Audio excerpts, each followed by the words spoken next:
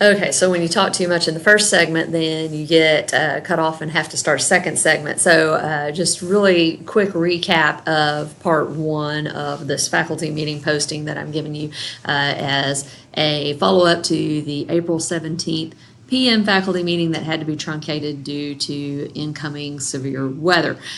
So what we talked about so far is I've given you updates on things like semester exam schedule, master schedule process, the hiring of our new associate principal, hiring processes in general, some key strategic priorities as we go into next year, and then I was talking about some key strategies, and we'd already talked about AVID. We had talked about the groundwork of a freshman initiative, not full-blown, but just the groundwork. We talked about the importance of Texan Academy. The next thing that I was going to discuss was character education.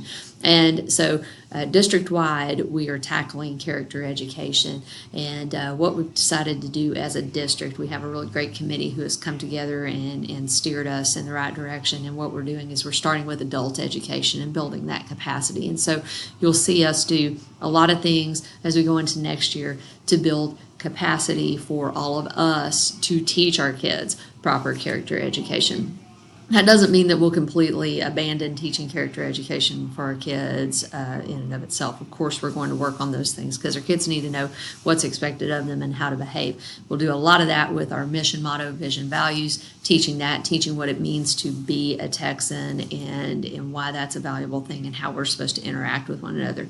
But another piece of that is going to be working with restorative practices. We've given you a brief introduction to restorative practices this year. We've done a little bit of modeling green circles. Green circles are the classroom circles that help to build the positive relationships within the classrooms and within other settings. And so we'll work on that and get a little more in depth with restorative practices. We have quite a few people in our building who are trained on restorative and relational practices. We'll continue our work on that. We'll continue to use that as a disciplinary strategy at the assistant principal level as well. Our assistant principals have grabbed onto that and have worked on ways to help restore the student relationship beyond just a consequence.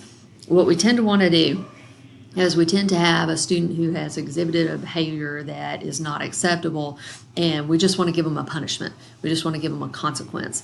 And you can punish and you can give a consequence, and that's fine. We learn from our consequences. However, have we really learned to restore the relationship? Have we really done anything to repair the damage that has been done? Recently, one of our assistant principals tackled a situation where a student was doing some things that were not just annoying, but also crossing the lines into the boundaries that they should have with another student. And so the assistant principal was really smart, and she realized that, yeah, I can go ahead and give this standardized consequence to the student and that, stick it to them and that kind of thing. We can do that. But should there also be a piece where we're working to restore the student back into society? And I think sometimes that's a missing piece that we have. So restorative practices helps us to work on that as well. So we've got a lot of things that we're working on as we move into next year. Not trying to overwhelm or give us initiative exhaustion. That's not what we're looking for. We're trying to be intentional with the work that we're doing. We're working hard to develop student-centered systems and processes that better support our students. We want to have a student-centered culture of academics where we are branding our school as a school that cares about academics. Do we love all of the things that our students do extracurricularly? Absolutely. That's the reason a lot of the time that our kids put their feet on the floor and come to school is the extracurricular opportunities that they have.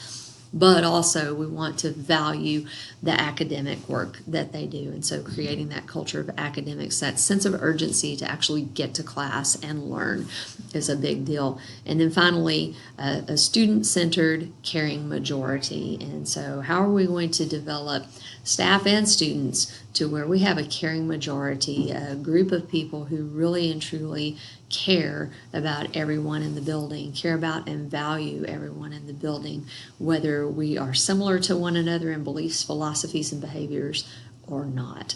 And so much work to do, but it's exciting work, y'all, and it's always a great day to be a Texan.